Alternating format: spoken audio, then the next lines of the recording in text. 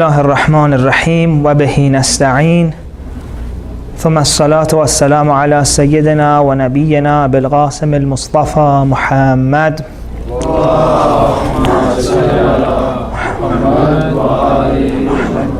وعلى آله الطيبين الطاهرين لا سيما بقية الله في الأراضين.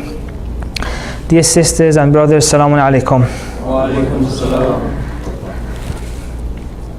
First of all, I wanted to ask all of us, I was sitting there enjoying the beautiful recitation by our brother, divine voice. Thank you so much. Let's all recite a salawat for our brother.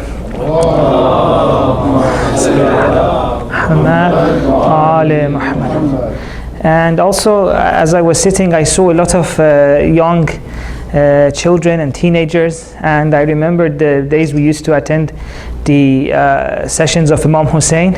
So let's recite the salawat for the youth and the young ones here.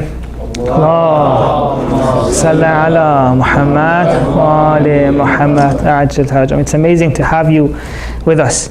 I was just thinking, you know, they say that as one is about to die, or maybe after you die, you see all the memories of your life like just flashing in front of your eyes. Like in 1 second you see your whole life, and I just thought that at that moment, when I sing everything, when it reaches this point and I see our gathering tonight, I will be very happy to see your beautiful faces one more time. It's truly remarkable to be among you and to commemorate the martyrdom of Imam Hussein together. Now, without further ado, let's talk about faith. Before we start that, I just want to make a point, and that is, often we live our lives and we say things, we believe in things, but it's possible that sometimes we don't pay enough attention to them. Sometimes I ask my students in the class, what does Khaliq mean?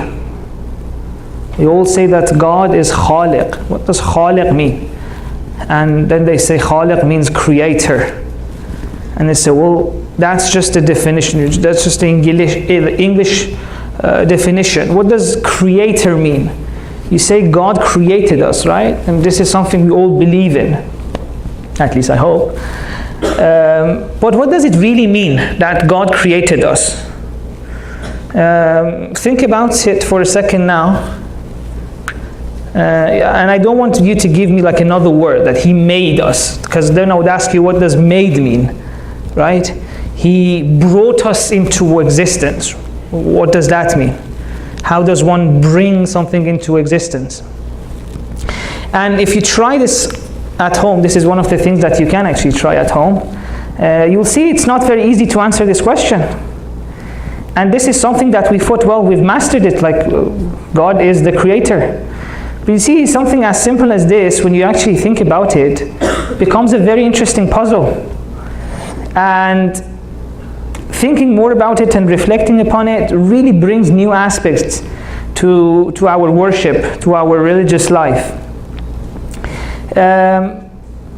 One of these things, like Khaliq, that's very interesting. We think we know what it means, but upon reflection it becomes like a puzzle, is Iman.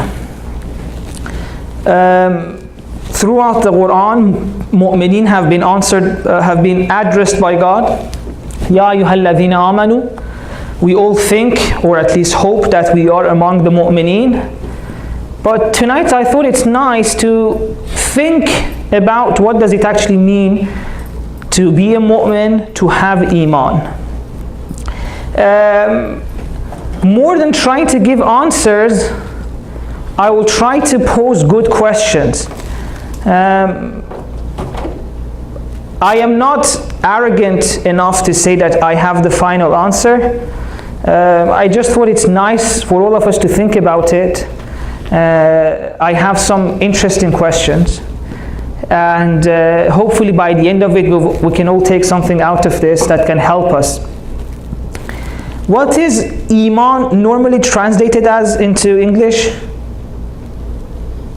Please don't all talk at once. Faith. What else?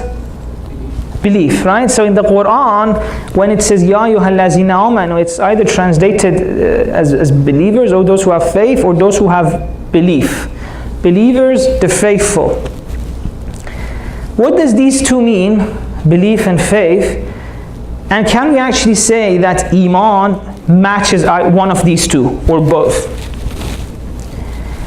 In order to get there, I want to mention something that happened to me, a phone call that I had with a friend.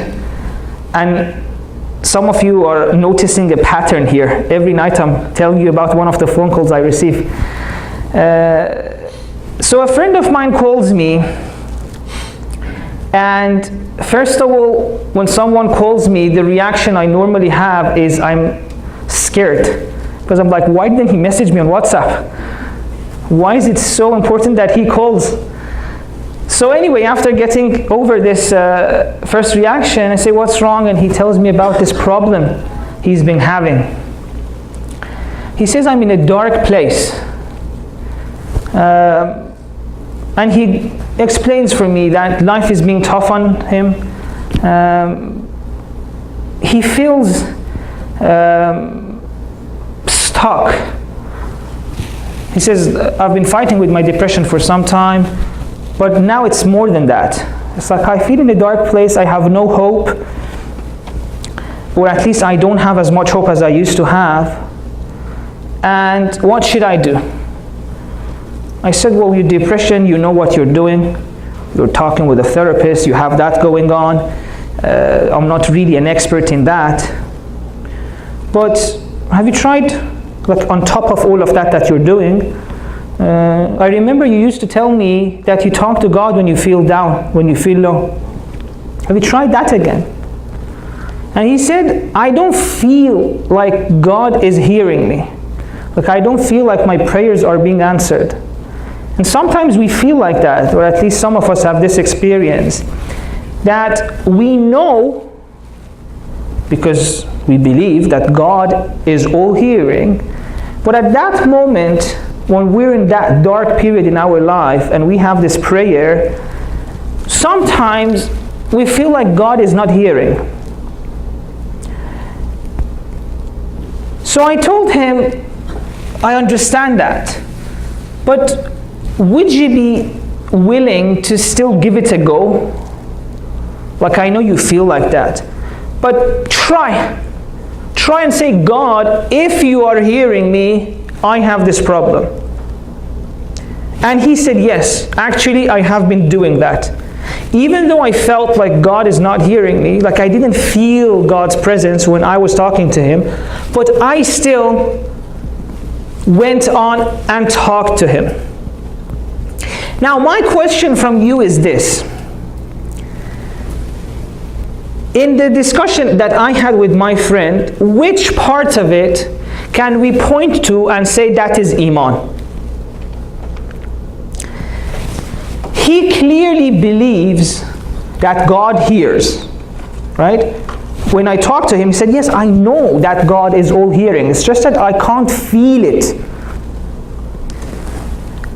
So he doesn't feel it, but at the same time, he's willing to try. He says, I will do it. I will hope that he hears. Now I want to ask you, what does faith look like in this person?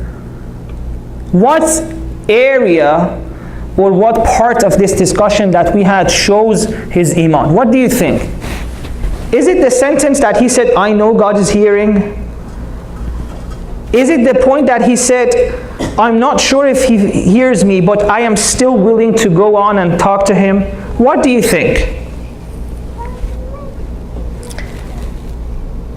The answer to this question is something that I hope we can arrive at by the end of our discussion tonight. That what is faith? Is faith a belief? Or let's use Iman instead of faith, because that could be misleading. Let's say, is Iman a belief in set of propositions? Or is it more than that? Or is it other than that? Or is it that and something else? Because there is a distinction between believing in a set of propositions and having a faith that enables you to put your trust in them. It is one thing to know that God hears you, but it's another thing to actually feel that and to practice that in your life. So which of the two is Iman? If one person says that I witness that God exists and that the Prophet is his messenger, does this person have Iman? What do you think? Let's actually ask a question here.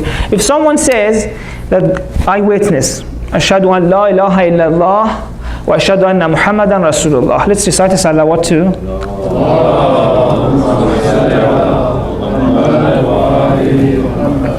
What do you think? Does this person have Iman?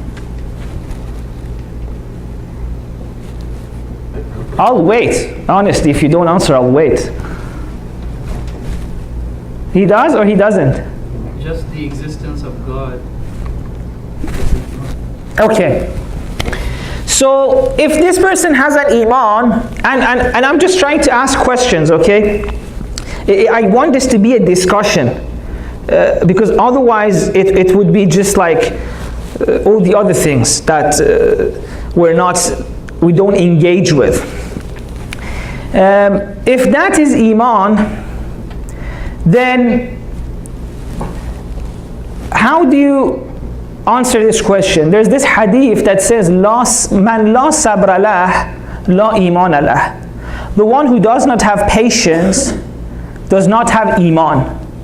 Right? So do you think that everyone who says that God exists and that the Prophet is his messenger will definitely have patience?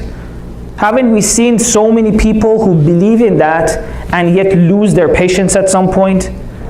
So if Iman is that, then how do we reconcile it with this hadith that says the one who doesn't have patience doesn't have Iman? If Iman is only believing in those two sentences and a few more, some propositions, then why is it that we have this hadith that says the one who doesn't have patience doesn't have Iman? And there are so many hadiths like this. The one who is not nice to his brothers doesn't have Iman. Well, we have so many people who believe in those propositions, but they're not nice to others. What happens here? Now, some people,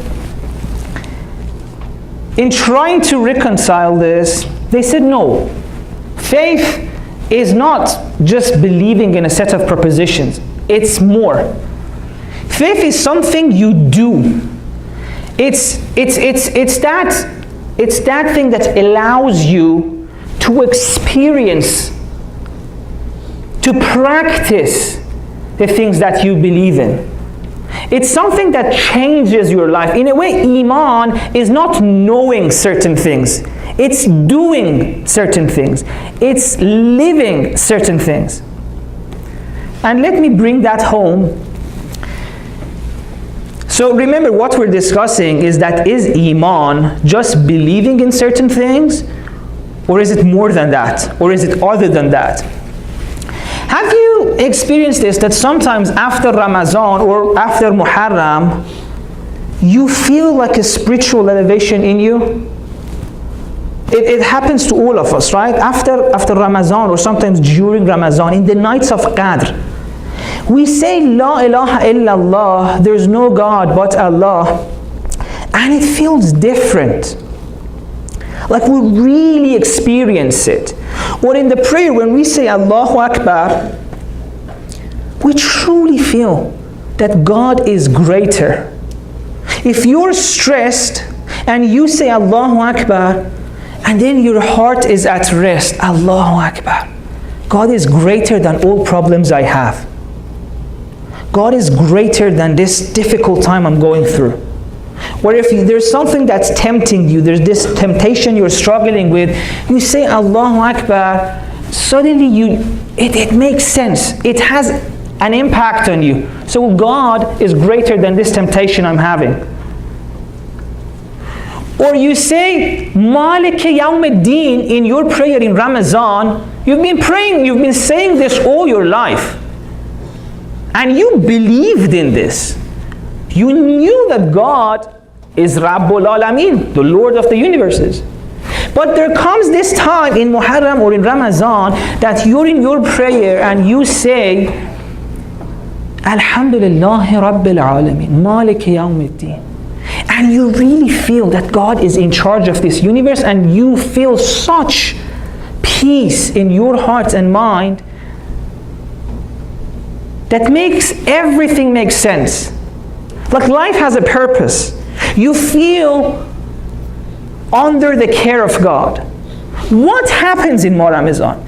Is a preposition added to the preposition you believed in? Had you never heard before that Alhamdulillahi Rabbil Alameen? You'd already heard that so many times. So if Iman is just believing in those things and saying that there is no God but God and that God is the Lord of the universe, so why is that you already believed in them but you never felt like that, the way you felt in Ramadan? So this, I think, means that faith or Iman is more than just agreeing or accepting a set of propositions, right? A very good example of this is the stories in the Quran, like the stories of Prophet Yusuf, the story of Adam and Eve, right? What is the purpose of these stories in the Quran? Is it just to know them? Like to say that, yes, I believe that this story is true. This and this happened to Adam. This and this happened to Yusuf. If you don't believe in that, you're going against my faith and I will be mad at you. Is this the purpose of these stories? Or is it to practice, to put the teachings of that into practice and let it transform your life, right? This is all I'm trying to say, that faith, more than being accepting certain sentences or stories, is to practice them and enable them to transform your life. Now the story of Adam and Eve, we've heard this so many times, and there are so many people who have fights with the scientists because they say our version of the story contradicts what you say. It's like all they care about is that if the story is fact or not, if this is true or not. But I think what matters more than if this is fact, historical fact or not, is that you practice the beautiful teaching that's inside that. The story of Adam, what happens? God creates Adam, whatever that means. Adam is created in a state without any sin, pure. God tells him, don't do that. He disobeys God, he does that. He is sent down from whatever position he was at. And again, you see, I'm not trying to debate what position was that. Was that the real paradise? Was that a paradise in this world? Was it a garden here? Was it a garden there? Right? Because some people think the whole point of this story is this. Of course, those are important things, you can discuss them. But knowing those things doesn't necessarily add to your Iman. Okay, the Jannah that Adam was in, was it a garden of this world? Was it a garden in the hereafter? Is there another paradise, a second paradise? Knowing all of those things will not change your spiritual state while you're praying. What does change your spiritual state while you're praying is to practice what is there. Now, what is there? Something that I understand, and you could say you're wrong, is this, that the story of Adam is the story of most human beings. We are all created without sin. We are born, we're in a pure form. God says, وَنَفَخْتُ فِيهِ مِنْ رُوحِي, I have blown into this person from my own spirit, from my own ruh. So we are all created like this. In the same way that Adam was in that Jannah, in that garden, in that paradise. And then God tells Adam, don't do that. In the same way that God tells us, don't do certain things. But Adam was tempted and he went for it. In the same way that God told us don't do that, and we did. We disobeyed God in so many ways. We felt like, of course He's God, He's great, and all of that. But what's wrong with doing this? We can be independent, we can make a decision. So after a while, all of us, or most of us, we've seen this, that we all disobeyed God. We turned our back to God in the same way that Adam turned his back to God. And he was sent down. And for us, it's that we come to this point in our life, we'll feel alone. We'll feel in a dark place where we really feel that our decisions, the ones that were against God, took us to this place that is really not making us happy.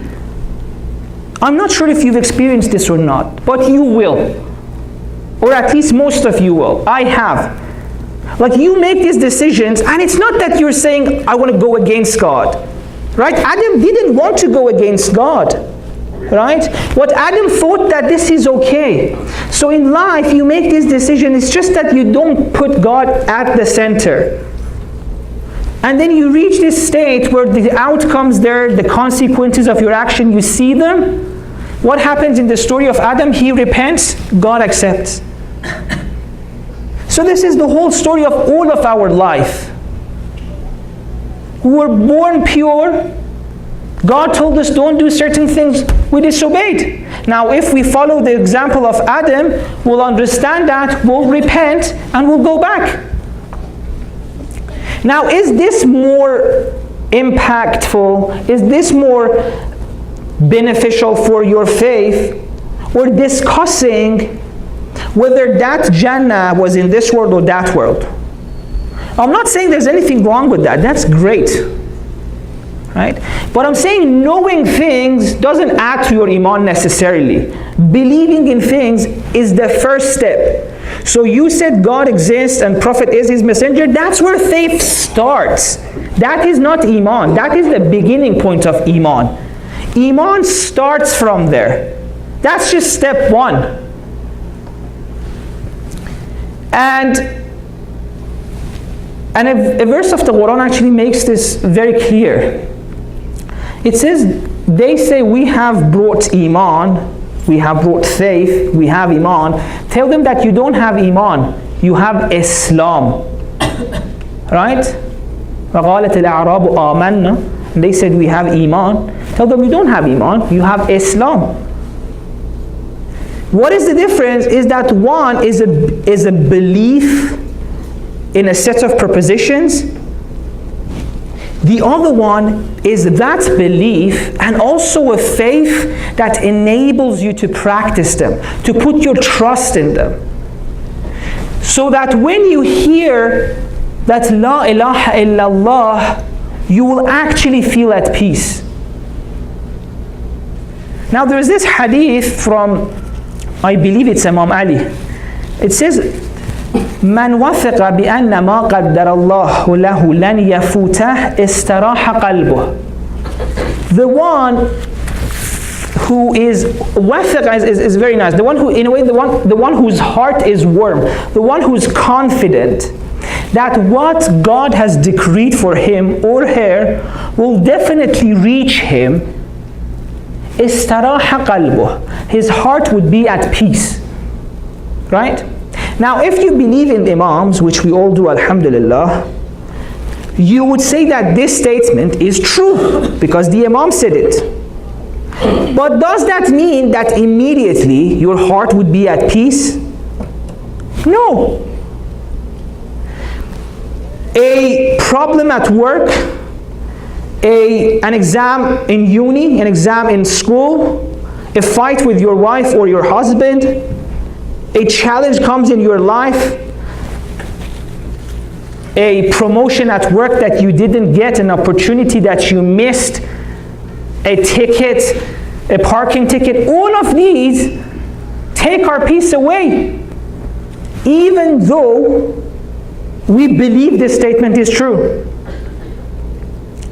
So if there's one thing I'm trying to make clear, is that Iman is not just believing in certain things. Words are misleading, sentences are misleading. Like language and words and concepts are necessary, because without them we cannot communicate. But they also come with a lot of shortcomings. We feel that just because we can say La ilaha illallah, then we've nailed it, like we've mastered it, we know it. Just because we can say Alhamdulillah, we got it. No, there's a reality behind Alhamdulillah that you can't achieve it just by saying it. In the same way that if you tell me I love you right now, it doesn't mean anything. You cannot create love by saying the sentence. In the same way, wisdom or truth or these beautiful spiritual realities cannot be expressed, cannot be transferred like that. There's more to it than just these words that we say. That is why after Ramadan, you say the same sentences, but they mean something else. You say Allahu Akbar, and it means so much. You say Alhamdulillah, and it means so much. What happens? What changes? Is something in you. So when we just believe in these things, for example, we hear this hadith from Imam Ali, that the one who's sure that what God has decreed for him will reach him, what we're basically doing is that we're inheriting the faith of Imam Ali. We don't have a faith at the moment. Imam Ali had a faith, he saw this, he told us, we accept it. But still we haven't tasted the reality of this. We haven't tasted the beauty of this. So in a way, it's like an inherited faith, right? It's the difference between hearing and seeing. Rumi has this line that I have heard so much, now I want to see. But if we don't understand this distinction, we feel that no, we are believers, we have nailed Iman. Please recite the salawat.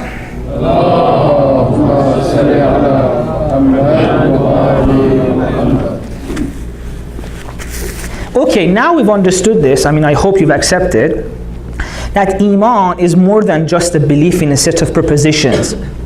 I read this quote somewhere and I loved it. It said, religion is not knowing, religion is doing, right?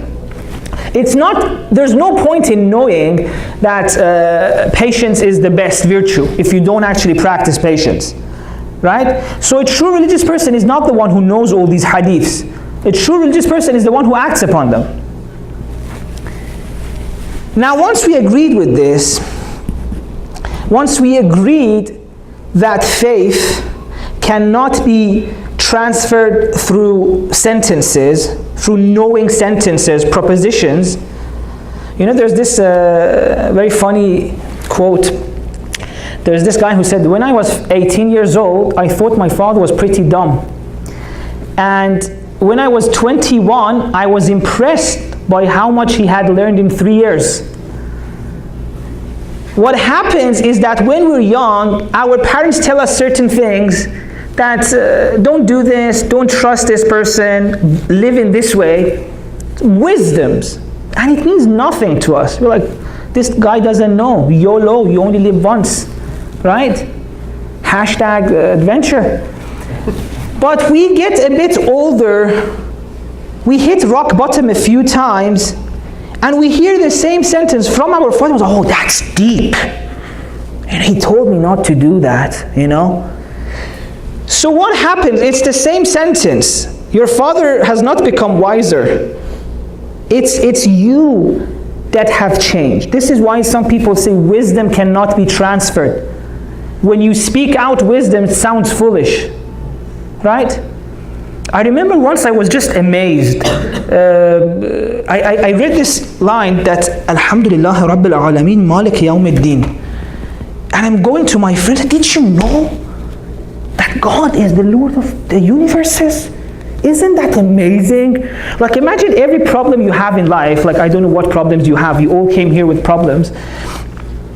Or at least at some point in your life you had problems. Now imagine the person who is in charge of this universe, you can talk to him. Right? Anything that you have, any problem that you have in life, you can talk to this person who's in charge of everything. Like if there's a problem at work, and you can talk to the boss, to the manager.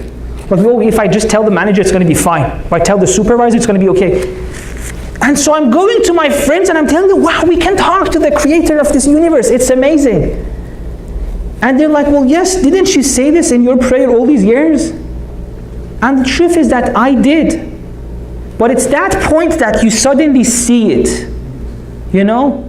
And we have these experiences sometimes in Muharram, sometimes in Ramadan, sometimes when we're doing our dua Arafah. And you know, it comes, for some people it stays, you know. Some people live like that. Do you remember the hadith we mentioned yesterday about Imam Ali? He says, I will not worship a God that I do not see. He has this all the time, right? But for many of us, it comes and goes, right? A friend of mine made this analogy and it was so beautiful. He said, for me, faith is like holding a butterfly on your hand, right? He said, I try really hard when it comes. You know those few days that like everything has a new meaning to you, like life makes sense, like you read prayer and every line has so much meaning, like you truly believe in Allahu Akbar, that God is greater than all your problems, everything in this world, and you feel at peace with all the challenges because you know at the end of the day God is going to take care of you, that your rizq is guaranteed. You know, in those days, you try everything to keep it. Normally the first question we ask ourselves is that, how did this happen? Like if it's in Ramadan, you try to go, what did I do? I want this to stay. What did I do? Is it the prayer I did? Was it that I was nice to my parents? You become a bit desperate to make it stay, right? And he gave this analogy of this butterfly that sits on your hand. When we experience faith, you know, something that gives meaning to all these things that we knew. All these things that we knew but didn't excite us. Didn't take us into action. And you try to keep it. But it's so easy to let go. It's so slippery, at least in the beginning. Right? I think this is faith. Sometimes it goes. Have you noticed this? Have you experienced this? Like after a spiritual period in your life, like you were so spiritual, you were like everything was nice. In the morning you got up excited that I want to make the most out of this life. This soul needs to go to heaven. But after a while it's gone. Like again you feel like, what's the point of life? You become low, you become down. And you really want to go back to that. And sometimes all we do at these times is that we're desperate. We talk to God and say, God, when I'm talking to you, I don't feel it like I used to a week ago, 2 weeks ago. But I know you're there and all I have is hope. Right? I hope that you would give me that again. This is also faith. See, faith has so many levels. For many people, it's just a belief in some prepositions. That's the first level. They never go above that. Right? They just think that by knowing certain things, that like knowing that God exists, they've become mu'min. Well, that is a level of Iman. That is a level of Iman. But it can go higher. You can see things. You can experience things. Sometimes that is Iman, to see. Sometimes Iman is to hope to see. That spiritual period is gone, and all you're left with is that hope, that yearning. Sometimes that yearning is Iman. Iman has different levels. So that's why some people say the opposite of Iman is not doubt, is not knowing. The opposite of Iman, some people say, is lack of hope. As long as you have hope that God will hear you, as long as you have hope that you can connect to God, you still have some levels of Iman. Now think about this. I'm not saying that whatever I said is right? My understanding of this has changed so many times in my life, and it can change again. I'm so comfortable to admit that. But at least I want you to think about these things.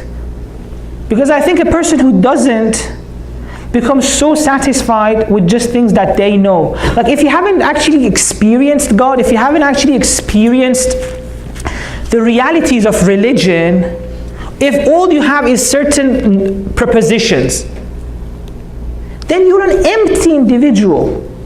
There are so many people who want to make everyone Muslim, who think that then like the mission of God is achieved. And sometimes I ask them, because I have a few friends like that if every single person in the world becomes like you, what's the point of that? Like, what are you achieving? What great benefit are you adding to the world that you want every single person to be like you? Yes, if our Iman was like our Imam, like Imam Ali, the one who says, I have never seen anything but I saw God with it, well, yes, of course, you want the world to be like that. But if all you have is certain prepositions, even that is good. But it's really good to try for more, to have hope, to yearn. I mentioned in the first night that we are living in difficult times. Let's recite salawat.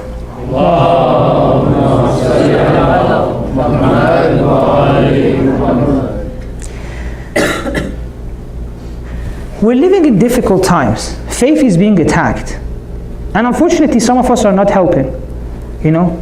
If you haven't really experienced God, if all you know is some sentences and words, then your faith would be really easily shaken. But for a person who has seen, no matter what others say, I've seen this, I've experienced it. I've experienced that Allahu Akbar. Just this one thing, if we experience it, we're done. Now, these are tough times, our faith is being attacked. So I think the silver lining of this is that the best way to keep your faith at such time is to make it real. Right? What I mean by this is that, there are two ways of approaching religion and worship and faith. There are two ways. That's four. There are two ways, right? One is, like sometimes when you're writing an essay at uni, like when you used to write an essay, and even though you were quite passionate about the topic, but the deadline is so close, sometimes we leave it for the last minute. The deadline is so close that at that point you don't really care if you learn or not. All you care about is that the teacher says, well, he did it, tick, check, mark, right? For many of us, our religion is like this. When we pray, we don't think that something is going to happen. Like this prayer has a power. Like at the end of it, something will be added to us. Like this prayer is doing something. This prayer is changing us. No, it's just that, well, the deadline is close. If I don't do this prayer, I won't get the check.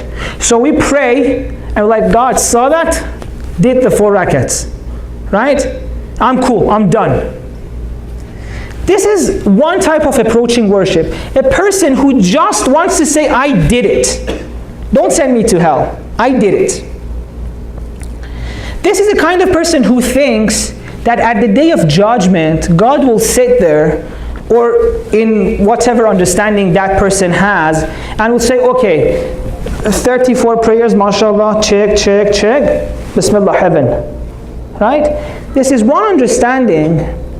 Another understanding is that, you know, when you study to actually learn, when you write an essay to contribute something, so you're no longer praying to say, I did it.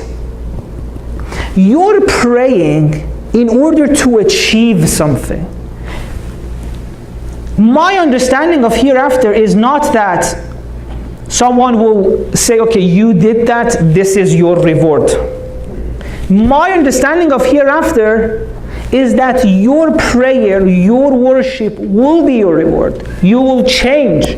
Like a person who goes to the gym and gets these awesome muscles. The person who goes to the gym at the end of it doesn't go out and someone say, okay, you did gym, you did your exercise, get this reward. No. At that moment, something's happening to that person. Prayer and worship is like that. You know, worship should create something. Let me put this in another way. Imagine you're in a dark place, like this world, the physical world. There's no way out of it. I told you, all the windows that we could see God are obstructed. We thought nature shows us God, it's not. We thought ourselves couldn't. There's no way out of this. The only way possible is to elevate yourself, is to get to that level where you can see. Right? Like imagine that you have certain doubts and you want to see God. The only way to see God is to become pure. The only way to become pure is through these words, acts of worship. No one is going to see you and say, check, get this light. That light should come with that prayer. So next time you're praying, you know that this should do something. This should add to my light. Right? Look at it this way. It's that after this, I should be different. If 10 years is going on and after our prayers we don't feel any difference, then we haven't achieved much. So try that when you're doing any act of worship, know that this is going to change you. This is why the Prophet says every single prayer matters. Every single one. It's going to change you. Like it's going to the gym. You know, sometimes I give this example of brushing your tooth. Sometimes I brush my teeth and like, you know, it's really not the proper way of doing it. I do it very fast, 30 seconds, 40 seconds, I'm done. And I don't know why there's this weird thing in me that gets satisfied, like I did it. Even though deep down, I know the dentists have told me that that has no impact.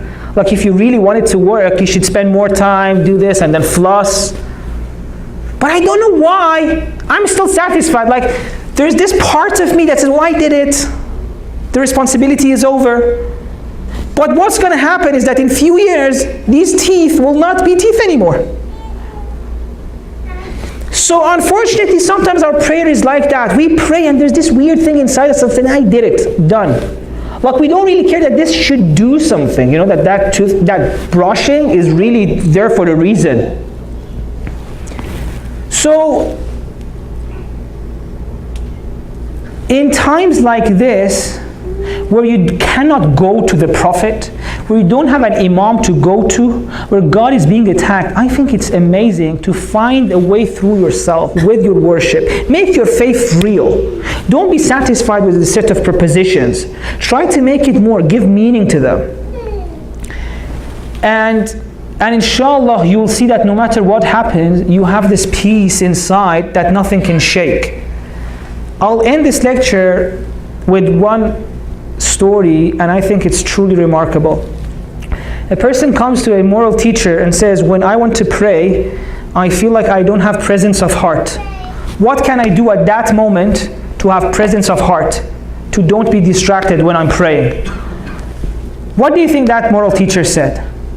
He could say so many things. Like sit there for a few moments, do some istighfar beforehand. He said, well, you know, all of those you can do, but at the end of the day, there's really nothing that you can do at that point. It's what you did up to that point that matters. Right? So, don't think that there will come one day when we'll go to the hereafter and they'll see that we did all of these things and everything will be fine. No. It's all we do up to that point that's going to create change. Please recite the salawat.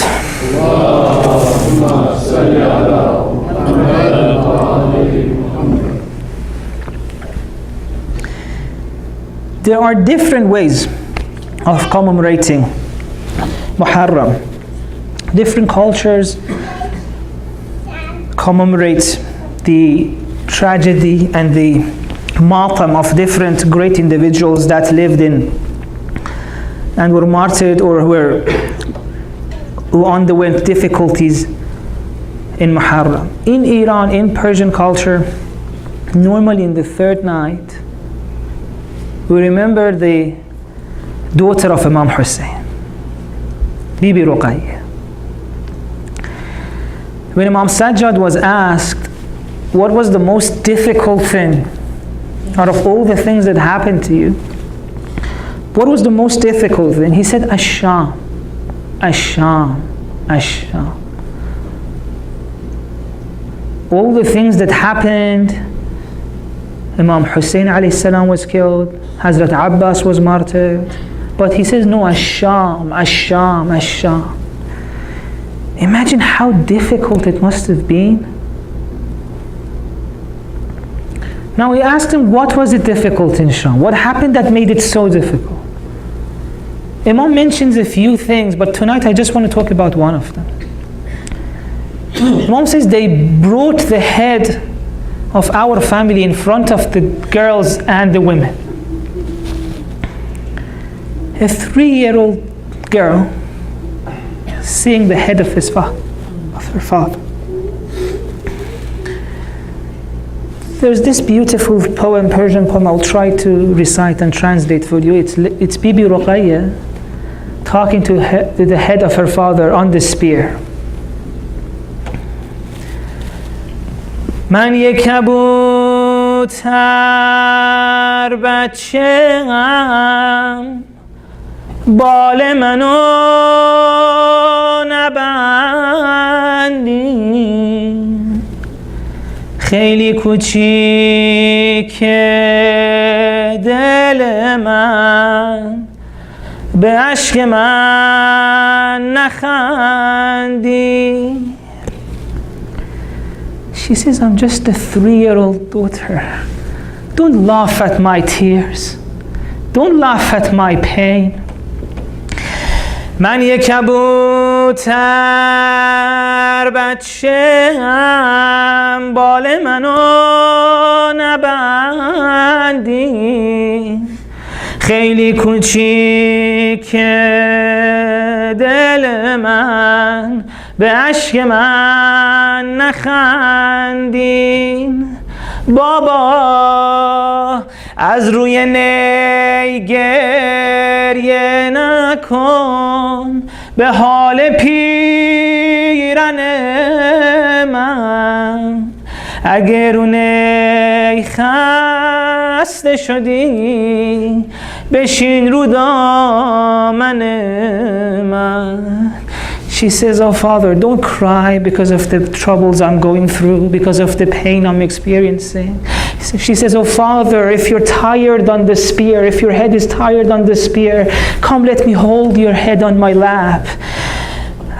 بابا کی سنگ زده به پیشونیت راه نگاتو بسته ای بابای مهربونم کی ابرو تو شکسته. Baba, who threw a stone at your face? Who has broken your beautiful forehead? با اشک چشمام میشورم خاکسترای رو تو. With my tears I'll wash the ashes on your face. You know they, یا الله، با اشک چشمام میشورم خاکسترای رو تو. عمه یادم داد ببوسم زخم رگ گلو تو. عمه یادم داد ببوسم زخم رگ گلو تو. Baba, Father, I will wash away the ashes on your face with my tears. And I have learned from my aunt Zainab to kiss the broken, the ripped veins of your neck. با اشک چشمام میشورم خاکسترای رو تو. همه یادم داد ببوسم زخم رگ گلو تو. و سیعلم الذین ظلموا ای منقلب ینقلبون.